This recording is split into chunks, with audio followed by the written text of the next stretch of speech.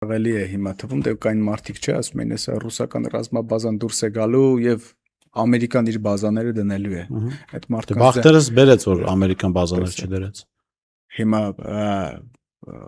մենք որ ասում ենք այդ օգոստոսի 8-ը Հայաստանի կապիտուլյացիայի ակտն է, երբ գնում է լրիվ Ամերիկայի տակ։ Այս տակը սա ունենալով ենք ասում։ Այսինքն այս Իրանի գործոնը հաշվի առնելով Իրանի, Ռուսաստանի եւ Չինաստանի գործոնը հաշվի առնելով ենք ասում, որ դու գնում ես մեռնող պետությանն ես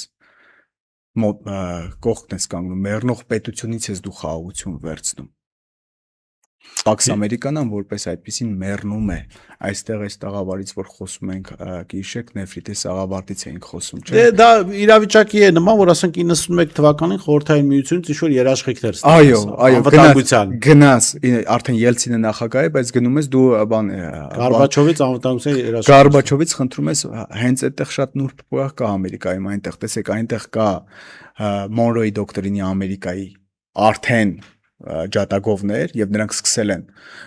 եղանակ փոխել Ամերիկայում, կհիշեք, ձեզ մի բան է ուղարկել նորություն Washington Times-ից,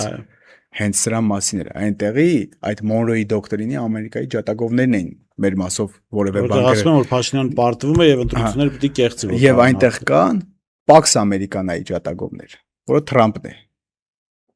այս մեծ գլոբալ փոփոխությունների փուլում ենք եւ պետք է շատ ուշադիր լինել, էլի թե ինչ է կատարվում աշխարհում, ըստ այդմ գործել։